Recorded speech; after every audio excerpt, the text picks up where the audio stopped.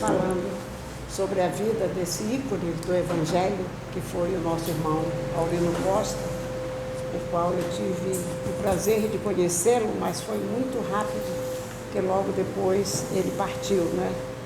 Então, que possamos aproveitar esta palestra, este manjar maravilhoso que Jesus preparou para nós, através do nosso irmão, que é essa vida de renúncia e amor e dedicação aos nossos irmãos especiais que moram naquela casa, naquele abrigo, e ali ficam recebendo todo o amparo necessário, físico, emocional, médico, espiritual.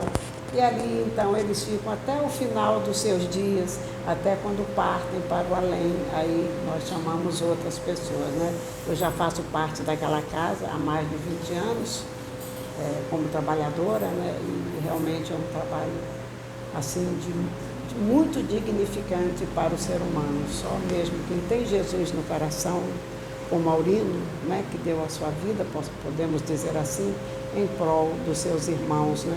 E na última mensagem que ele deu, ele realmente pediu que nós, todos que estivéssemos ali, tivéssemos aquele desvelo, aquele cuidado com todos aqueles irmãos, né? Então, o amor que ele tinha era muito grande, né? Vou iniciar lendo uma página do livro Vinha de Luz e depois farei a oração inicial para que o nosso irmão conclua. É uma pena, né, que veio poucas pessoas, mas vai engrossando a fileira. Jesus falou que onde tiver 2 ou mais reunidos no meu nome, ali eu estarei, não é? Guardemos o ensino. Ponde vós estas palavras em vossos ouvidos. Jesus, Lucas 9:44. Muitos escutam a palavra do Cristo, entretanto, muitos poucos são os que colocam a lição nos ouvidos. Não se trata de registrar meros vocábulos, e sim fixar apontamentos que devem palpitar no livro do coração. Não se reportava a Jesus à letra morta, mas ao verbo criador. Os círculos doutrinários do cristianismo estão repletos de aprendizes que não sabem atender a esse apelo.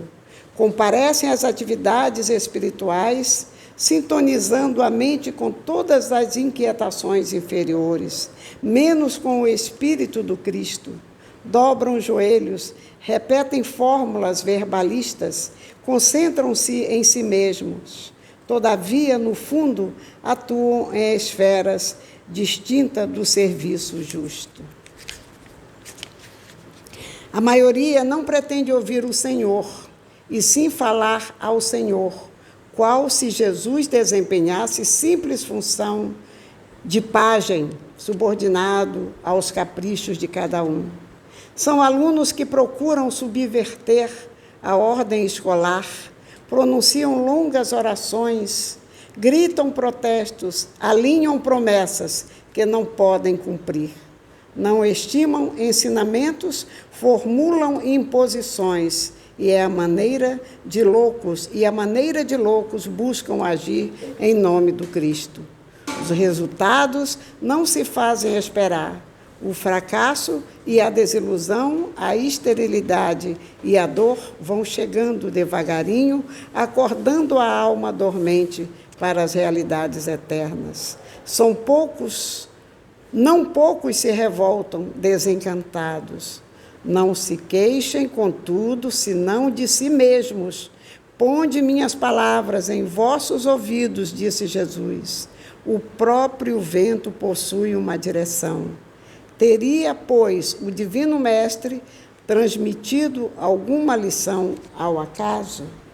Então, para nossa reflexão, este texto tão sublime que veio calar fundo aos nossos corações. Façamos a nossa oração inicial. Jesus, amado e divino Mestre, querido Rabi da Galileia, que por aqui um dia passou, trazendo as máximas da sua palavra, que é o amor, que é o entendimento entre todos, Senhor Jesus. Aqui estamos para te render graças por mais essa tarde, uma palestra que deverá cair em nosso coração como semente em terra fértil, Senhor, para que possamos te engrandecer a cada dia e te agradecer por todas as bênçãos recebidas, Senhor, na posição de servos ainda tão dependentes, Senhor, do teu amor, mas te pedimos por misericórdia que tu tenhas, Senhor, para com o teu povo aqui da terra, Senhor, ouvidos para ouvir as nossas preces, Senhor, e tenha cada dia misericórdia do teu povo, Senhor, abençoando, Senhor, esses países que se encontram em guerra, Senhor, mostrando a esses irmãos que também são teus filhos, que muitas das vezes o recuar não significa a perda, e sim o ganho, Senhor Jesus, quando é poupado tantas vidas, Senhor Jesus. Abençoa o teu povo por toda a face da terra, abrindo os corações e as mentes de todos nós, para que possamos, Senhor, ouvir as tuas palavras e colocá-las em prática em nossas vidas, Senhor. Te pedimos também pelo nosso irmão que vai fazer a explanação da palavra, falando sobre o nosso querido irmão que dedicou a sua vida em prol dos seus irmãos de caminhada. Abençoa, Senhor, que os mentores espirituais desta casa, Ivone Pereira e Aurino Costa, possam estar, Senhor, nos amparando em todos os momentos da nossa vida. É o que te pedimos agora e sempre, em nome de Jesus. Graças a Deus que assim seja.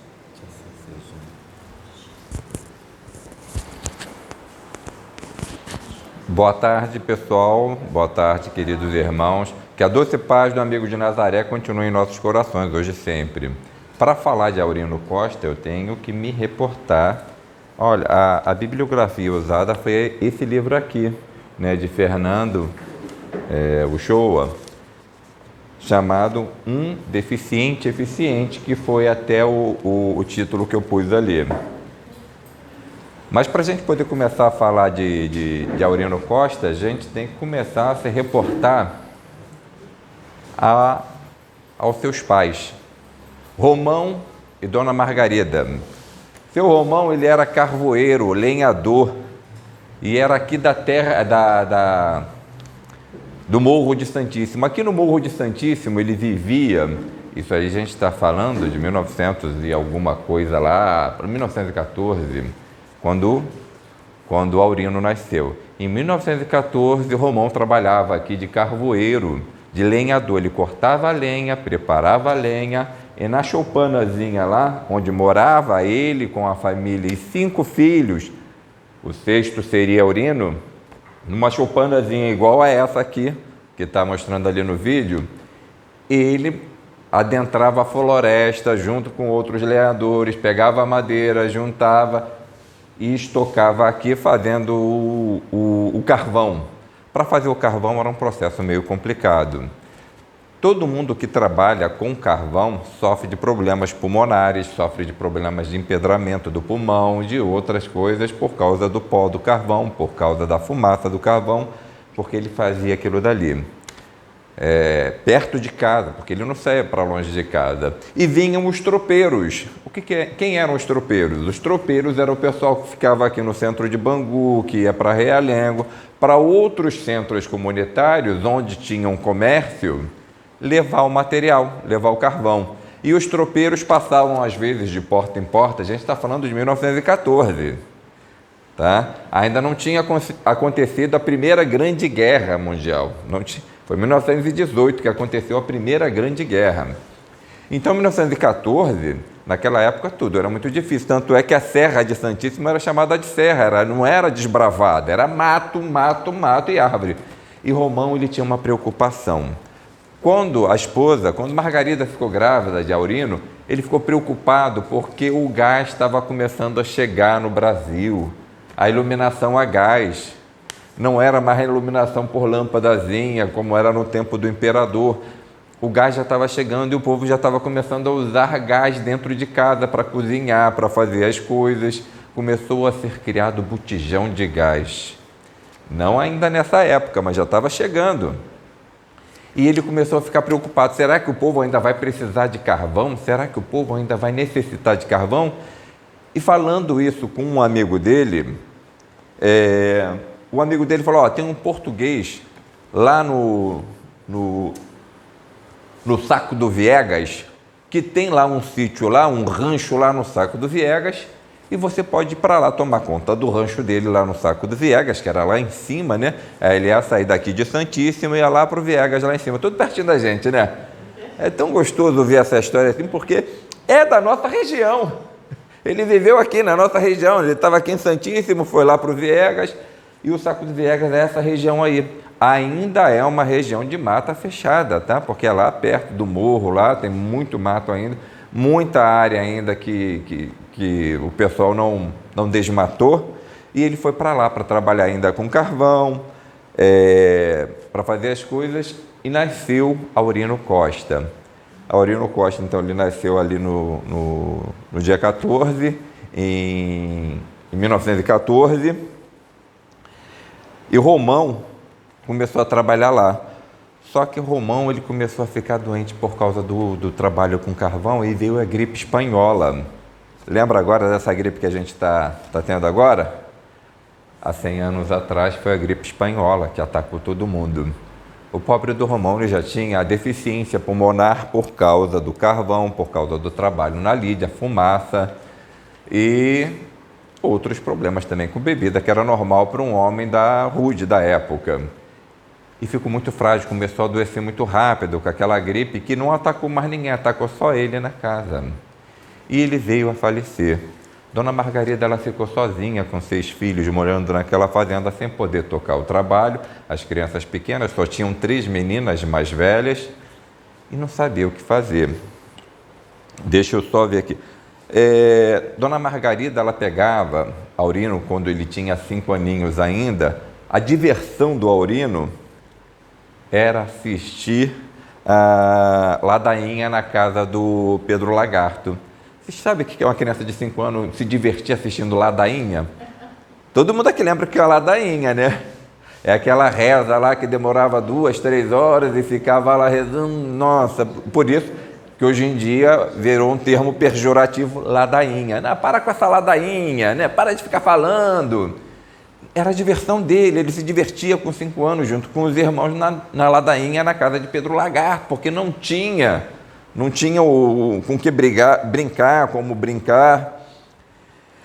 E aí Margarida, na casa de Pedro Lagarto, mãe de Aurino, conversa com um amigo que fala assim, ó, tem o Jucabelo aí, o Jucabelo, ele tem 5 filhos também, 5 meninas, né? E você é mulher, ele perdeu, é viúvo com 5 meninas, você é viúva com 3 meninos e 2 meninas, 4 meninos, 4 meninas e 2 meninos.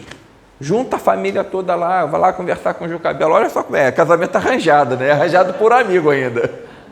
Aí ela falou que ia conversar, que ela veio com o Jucabelo. E Jucabelo, ele tinha ganhado na loteria, ele ganhou um prêmio de loteria e comprou aqui em Senador Camará um rancho. Ele tinha um sítio ali em Senador Camará. Olha, mais perto da gente ainda. Ele comprou um sítio, ele vivia no sítio e realmente... Jucabelo, ele tinha muita preocupação com a criação dos filhos, das filhas dele, porque ele era homem. E as filhas já estavam começando a crescer, a ficar mocinha, ele tinha preocupação de ter uma mulher em casa para orientar, até para falar na questão da menarca, né? Chegar a primeira... ele era homem. Em 1914, né? Na época de 1900, e lá vai pancada, né? Era mais difícil ainda para o homem conversar com uma mulher sobre essas coisas, ou atender às necessidades de uma mulher diante disso. Então, Margarida aceitou se casar, né, se juntar com Jucabelo e foram para lá. Só que Jucabelo, ele tinha um problema sério. Além de beber, era um bom homem, ele era um tropeiro, mas era um bom homem. Mas ele não tinha tino para negócios, tudo que ele botava a mão dava errado. Né? Tudo que ele fazia não ia muito para frente, ele não sabia negociar, ele vendia fiado, ele deixava para pagar as coisas depois com juros, e isso foi dando um pouquinho mais de dificuldade, e Margarida com as filhas, com as enteadas, começaram a lavar, a trabalhar em casa de família, e aos 7 anos, aos 7 aninhos, Aurino começa a sentir as câimbras.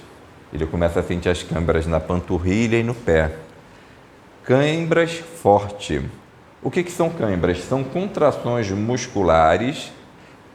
Quem já teve cãibra na praia, cãibra no braço, na perna, sabe o que é a dor, né? Você fica lá, naquela posição e parece que não vai passar.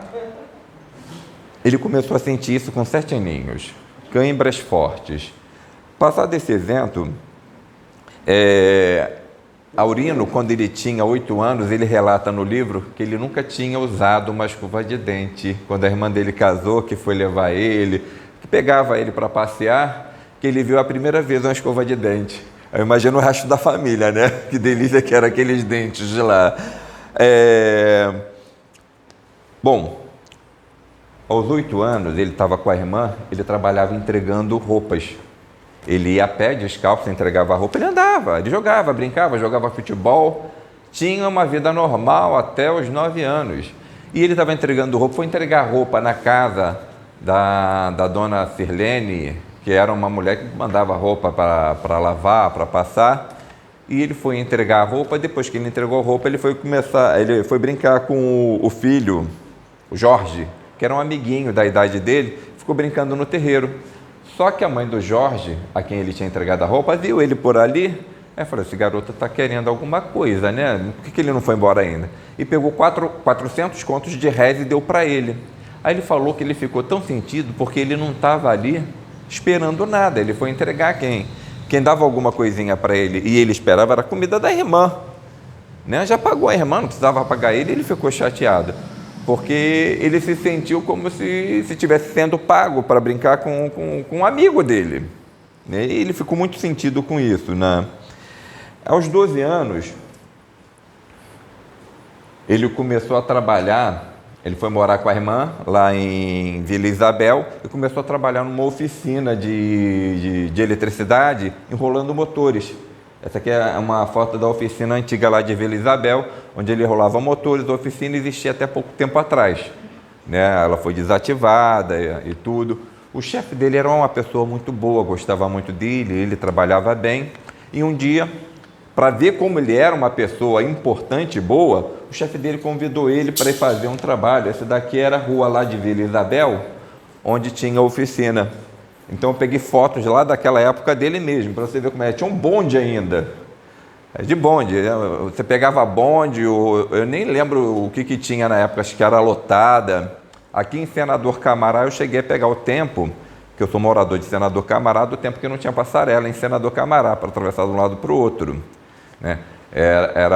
Só não tinha nem o muro da estação. Eu lembro da construção do muro, eu lembro quando começaram a construir a passarela ali, fizeram a passarela desse piso aqui assim liso, aí a gente era jovem, a gente escorregava lá de cima cá embaixo, quando chovia, né? Porque ficava escorregadia a passarela, muito bacana.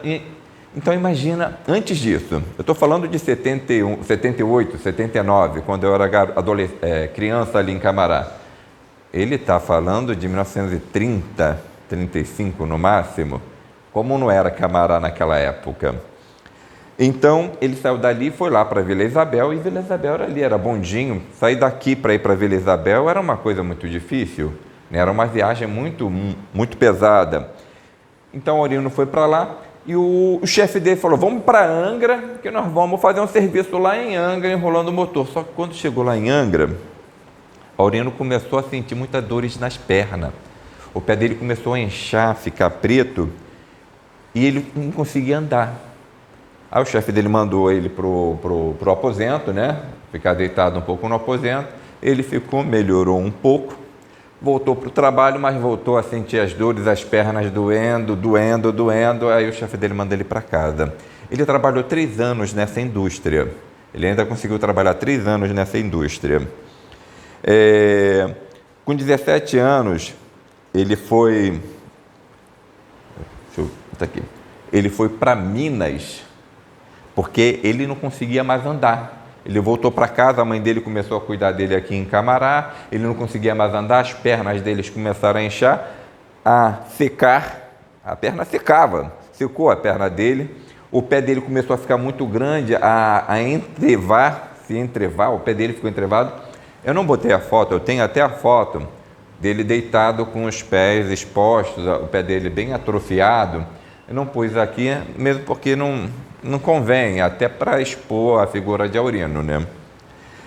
Ele ficou aqui. Então a mãe dele era uma pessoa que ela era muito religiosa e era espírita também, ela frequentava o centro espírita.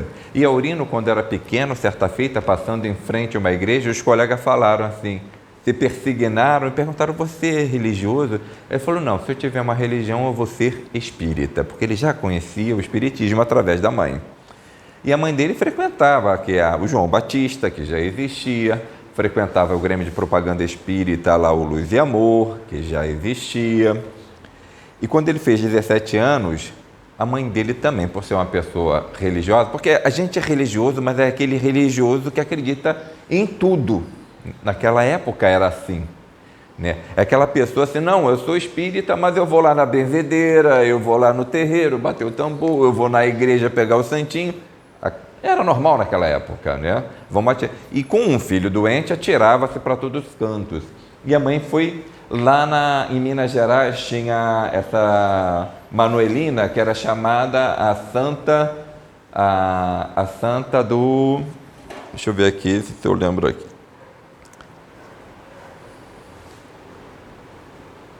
A Santa dos Coqueirinhos, Manuelina, Santa dos Coqueirinhos. Então tinha romagem para ir para lá, porque ela curava as pessoas. Muita gente chegava lá e ficava curada ao encontrar com ela. Era uma senhora escura, ela chegava na janela. Isso aqui é uma foto da época mesmo, né? Do que acontecia lá com Manuelina, Santa dos Coqueirinhos. O pessoal chegava na janela, encostava nela, algumas pessoas ficavam curadas e iam embora, diziam as pessoas. E Aurino foi para lá de trem, pegou o trem daqui para Minas, aquele sofrimento, porque ele não conseguia se mexer, eram dores, toda vez que movimentava ele doía muito. E ele fala que essa viagem foi um sofrimento. Quando ele chegou lá, ele chegou realmente com muita fé. Só que a santa saiu, falou com o pessoal, tocou em todo mundo e não aconteceu nada. Aurino não foi curado e ele voltou com dor, né, um pouco decepcionado, até questionando se a sua fé realmente era grande ou não. E quando chegou aqui, convidaram ele nesse mesmo ano, ainda com 17 anos, para assistir uma palestra no João Batista, ali na Estrada do Engenho. Aí ele foi, a mãe dele levou ele lá, ele já estava naquela condição de ficar semi-deitado, porque ele não conseguia ficar sentado por causa das dores. Arranjaram um cantinho para ele, botaram ele lá deitadinho, e Aurino começou a ouvir a palestra. Quem veio fazer uma palestra foi até um palestrante estrangeiro, né? Era um italiano que falava bem o português, mas ainda com bastante sotaque, e ele começou a falar da espiritualidade, no mundo espiritual. Aí o João Batista na época, eu consegui uma foto do João Batista lá daquela época de Aurino. E o Aurino estava lá deitadinho lá, quando de repente ele se sentiu sair do corpo. Ele falou que foi uma sensação tão maravilhosa, o desprendimento do corpo, a ausência de dor, porque o espírito dele estava lá e ele observando tudo o que acontecia na reunião da casa de João Batista com o palestrante, e podia ver as entidades espirituais ali presentes também, pois ele estava desdobrado. Ao término da reunião, ele retorna ao corpo e fala para a mãe dele: mãe, foi a experiência mais maravilhosa que eu tive em minha vida, mãe. Eu nunca senti tanta paz, tanta calma, nunca senti tanta leveza em meu corpo, mãe. Bom, com o falecimento da mãe de Aurino, Aurino começou a ficar acamado, teve que ficar muito tempo, longas horas, deitado. E esse tempo que ele ficava deitado, ele pedia para os amigos que trouxessem livros para ele, que trouxessem documentos para ele ler, jornais, e Aurino começou a consumir tudo aquilo e tornou-se autodidata. O que é autodidata? Ele começou a aprender sozinho, porque ele não estudou por muito tempo. Inclusive, ele estudou aqui na escola de Senador Camará, no Sampaio Correia, lá em Senador Camará, em frente à estação, que foi o primeiro colégio público a se ter ali. E como ele só sabia ler e escrever, começou a aprender com avidez tudo, a ler, a devorar livros, obras espíritas principalmente, ele devorava com muita avidez. E ele começou a se tornar muito culto, mesmo ali deitado, porque o que ele não tinha nada para fazer, o que ele tinha para fazer, não podia se mexer, era ler. Quando ele fez 19 anos, ele tentou sentar na cama e viu que não conseguia sentar. As articulações travaram, ele não conseguia nem mais reclinar o corpo para frente. A coisa começou a se agravar de uma tal forma e agravou tanto que o peso daquilo dali começou a obrigá-lo a ficar sempre deitado e a comprometer também a saúde dos pulmões, porque quando a gente fica muito tempo deitado, o pulmão começa a se comprometer, né? O maior risco da pessoa acamada por muito tempo é comprometer o pulmão, é a escárie, né, o machucado que cria. Então, por isso que os enfermeiros sempre viram a pessoa, sempre mexem. Mas como é que você vai mexer numa pessoa que sente dor quando você toca nela? Quando você vira ela, quando você põe a mão nas pernas dela? Se você levantasse, era dor cruciante. E ele vivia com essa dor o tempo todo. Mas mesmo assim, ele não deixava de entrar em contato com todo mundo. Aí o que aconteceu?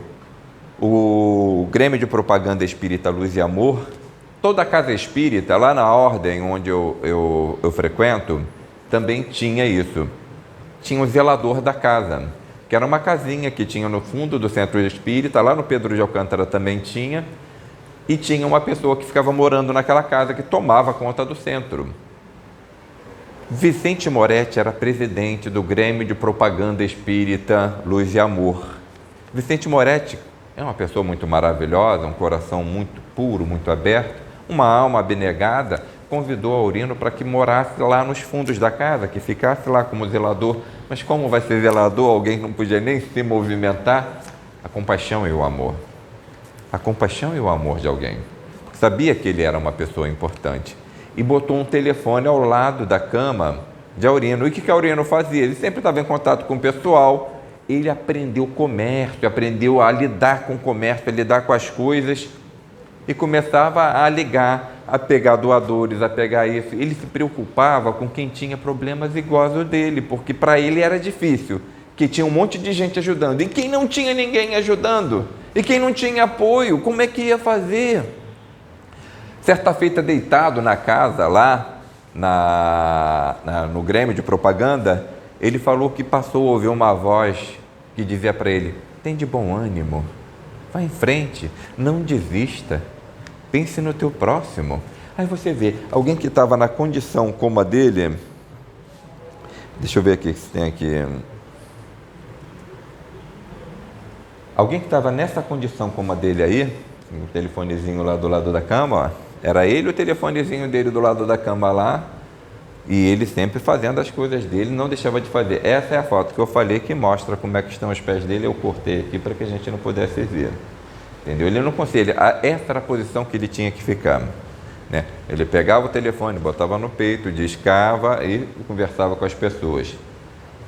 O autodidata, ele aprende com muita facilidade e aprende muito rápido. Então ele aprendeu várias coisas, principalmente de comércio.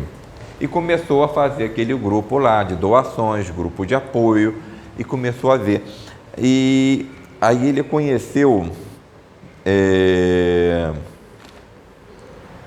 o Geraldo de Aquino. Gente, quando eu vou falar, eu fui pesquisar Geraldo de Aquino. Eu conhecia Geraldo de Aquino, mas não conhecia toda a extensão da obra de Geraldo de Aquino, porque Geraldo de Aquino também foi uma figura igual Aurino Costa. Tanto é que eles se deram bem logo assim que se conheceram, almas afins, e começaram com um projeto: vamos fundar e vamos fazer essa obra. Ele, Aurino, já deitado, ele já criou a caixa de emergência às pessoas necessitadas, como nós temos aqui a caixa de apoio. Ivone Pereira, ele criou lá a caixa de emergência para ajudar as pessoas necessitadas, aquelas pessoas que eram paralíticas, que tinham problemas, que eram largadas pela família para poderem serem tratadas. Ele conseguia angariar dinheiro, fralda, recursos, essas coisas todas, deitado. Aí eu parei para pensar, e eu que ando não faço nada, né? Que coisa horrível. Mas ele veio com uma missão, ele veio com um objetivo. E Aurino deitado, ele escreveu aquilo dali que eu tirei da biografia dele, que eu achei maravilhoso. Alguns devem aprender a ser domadores de suas tempestades e aquietá-las o mais possível, para que não correrem o risco de se tornarem a própria tempestade. Olha só que coisa maravilhosa.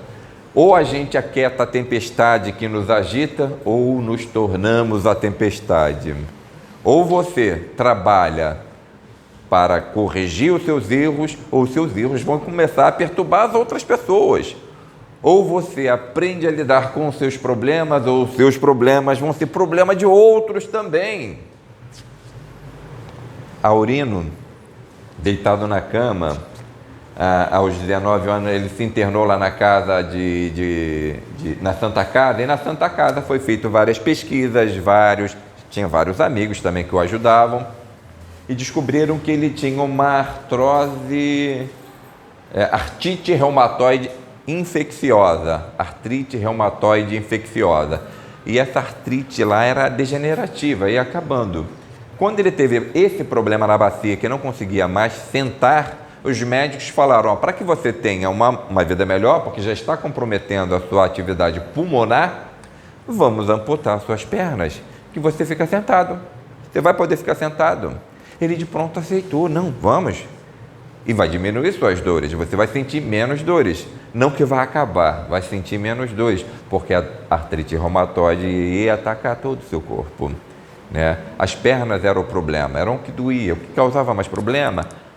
O trocânter aqui, a bacia. Então, amputaram a perna dele. Aí ele começou a trabalhar com Geraldo de Aquino. Aqui é o grupo, o Grêmio Espírita Luz e Amor, onde ele foi morar lá e conheceu o senhor Vicente Moretti, como eu falei aqui. Essa aqui é uma foto lá do Grêmio, não consegui foto do Grêmio Luz e Amor, mais antiga do que essa. Eu tentei até procurar para ver se o pessoal tinha lá a foto da casa de Aurino lá atrás, só para a gente lembrar. Porque é legal a gente ver onde é que uma figura que nos trouxe tantos benefícios viveu e como viveu, para a gente entender como viveu com dificuldade. E que dificuldade não é motivo para a gente empacar, não. Dificuldade é motivo para a gente seguir adiante, para descobrir como resolver, o que resolver. Deixa eu só ver aqui. Assim, Geraldo de Aquino. Aí é a inauguração oficial da Fundação Cristã Cultural Paulo de Tarso, fundada por Geraldo de Aquino, ao centro ali, Geraldo de Aquino, esse aqui é o centro, que foi junto com Aurino Costa, fazer o projeto. Geraldo de Aquino, ele tinha um terreno, uma casinha lá na Rua Maravilha, lá no número 308. Tinha um terreninho lá. Só que quando eles montaram o projeto, que a Aurino estava com tudo pronto, ele adoeceu.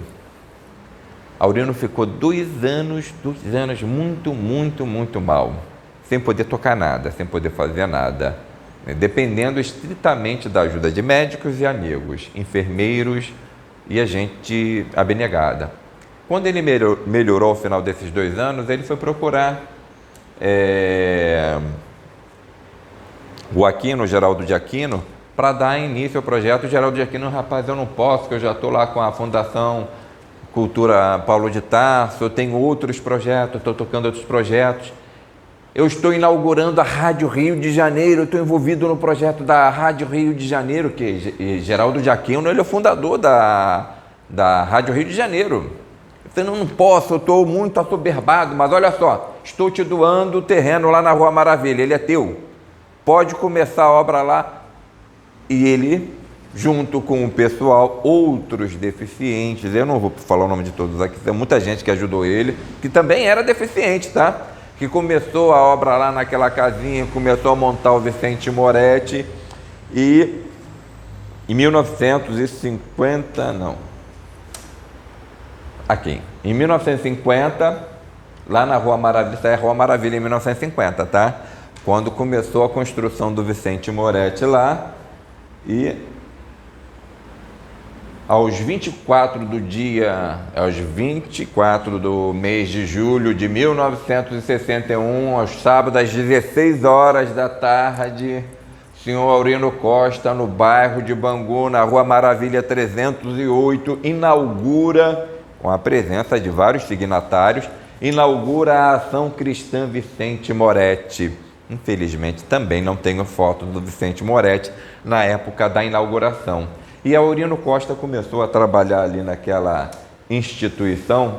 Esse daqui já era ele na cadeira preparada, com a cinta que amarrava ele, que prendia para ele não cair, porque ele não tinha os apoios da perna.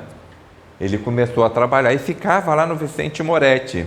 Em 1982, eu era mecanógrafo. Ninguém sabe o que é mecanógrafo aqui. Mecanógrafo era o rapaz que consertava as máquinas de escrever e as calculadoras. Máquina de escrever não existe mais hoje em dia, né?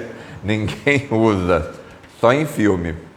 Então, eu fui chamado lá pela empresa para fazer um serviço lá, e até foi um serviço de assistência, porque o dono da empresa ajudava lá com o Vicente Moretti. Eu fui lá, aí eu conheci ele ainda sentadinho assim, né? Ele ficava no escritório lá atrás, aí falou comigo, eu falei que ia consertar a máquina. Ele falou, mas você é tão jovem. Eu falei, eu comecei jovem e tal. Ele brincou comigo, mas não me atinei, porque lá tinha muita gente, né?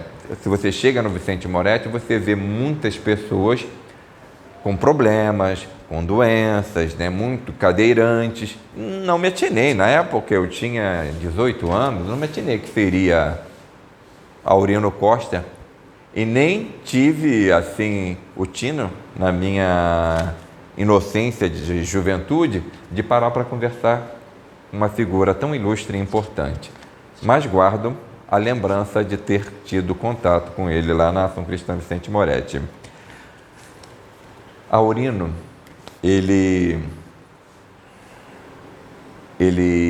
assim, a finalidade da obra Vicente Moretti, deixa eu ver se tem outra coisa que ele... Não, termina aqui. A finalidade da obra Vicente Moretti é como hospital, ele atua lá como hospital, centro de reabilitação e abrigo.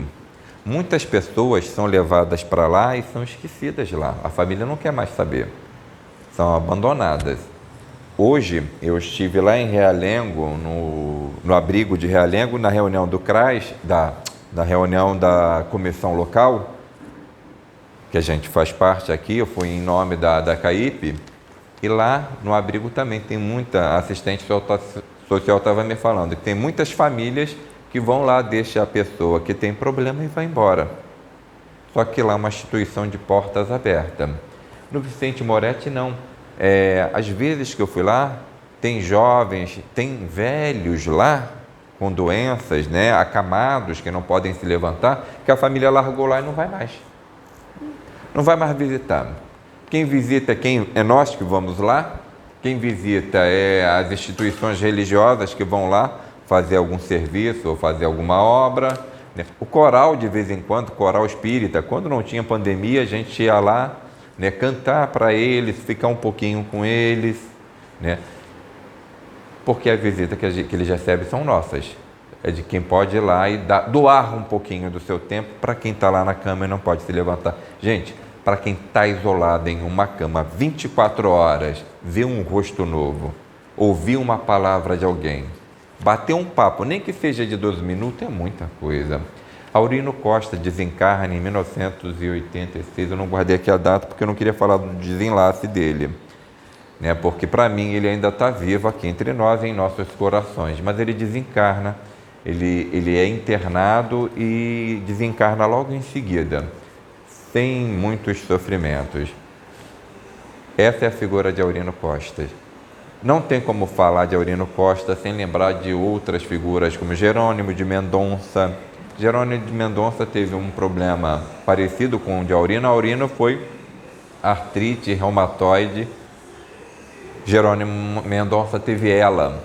Jerônimo Mendonça, ele também teve um trabalho igual ao de Aurino, só que ele não fundou nenhuma instituição. Mas como Aurino, ele deixou um legado enorme. Aurino deixou lá o Vicente Moretti, que funciona até hoje, sobre a administração de pessoas competentes, recebendo doações, recebendo auxílio. com muitos voluntários, e a gente tem sempre que lembrar de figuras e louvar figuras como a dele. E lembrando que ele sempre ouvia aquela vozinha dizendo: tem de bom ânimo, tem de bom ânimo. Vamos domar nossas tempestades, vamos domar os furacões que existem dentro de nós. Ele, com bom ânimo, ele influenciou Jerônimo Mendonça, porque Jerônimo Mendonça, quando descobriu a doença dele, ele conheceu, ele soube de Aurino Costa e começou a levar a vida dele tranquila, né? Não, ficou do mesmo jeito, não podia mais levantar, botaram numa cadeira de roda, ele ia para a juventude e lembrando que se Aurino pode, porque eu não posso, né? Ia para a juventude, acompanhava as atividades na casa espírita, ao ponto de Jerônimo Mendonça, uma vez, acompanhando o grupo de jovens num filme de cinema que ia ser exibido, a produção do cinema preparou um canto do cinema onde ele pudesse ficar na cadeira de roda dele, que também era quase um leito. Não era igual ao de Aurino Costa, a dele era quase leito porque ele tinha ela, não tinha o que amputar. Ela deforma o corpo todo. Quem teve ela foi Stephen Hawking, aquele físico todo tortinho que viveu pra caramba e todo mundo achou que ele ia morrer jovem e morreu há pouco tempo atrás e não foi nem de Covid, hein? Então, ele tinha essa doença do Stephen Hawking e ele estava lá no cinema junto com os jovens, sempre na figura, na inspiração de Aurino Costa. Tem de bom ânimo, não se aborreça com nada, dome suas tempestades. E uma jovem, uma mulher passou, esbarrou e quando olhou era a cama dele, a cadeira leito dele. Aí virou para ele e falou assim: mas até no cinema o aleijado tá? Eu vou para o estádio, tá o aleijado no estádio. Vou para a feira, tá o aleijado na feira. E até no cinema o aleijado tá? Aí Jerônimo Mendonça olha para ela e ri: nossa, mulher, você não para em casa, hein? Tem de bom ânimo. Quebrai o mal com amor. É o que Jesus ensina para a gente, quebrar o mal com amor. É o que a Aurino ensina, dome sua tempestade, para que você não vire uma tempestade. Gente, esse aí é o estudo que eu trouxe para vocês, um pouquinho de Aurino. Eu queria agradecer a atenção de vocês, né? Não tem assim, se eu fosse falar mais de Aurino, é muita coisa que a gente tem para trazer, e eu tentei sintetizar dentro do tempo, até por causa do tempo do estudo, o tempo de gravação que a gente tem, tá bom? Eu fico agradecido. Sim. Falar, a menina que está nos ajudando é a Laura, né? Que é a nossa assistente aí. Sem ela nada aconteceria. Aí a gente não estaria ao vivo aqui, online hoje, né? Bom, eu queria agradecer a presença de todos, agradecer o pessoal que está assistindo online. Pode falar, eu não estou vendo, não.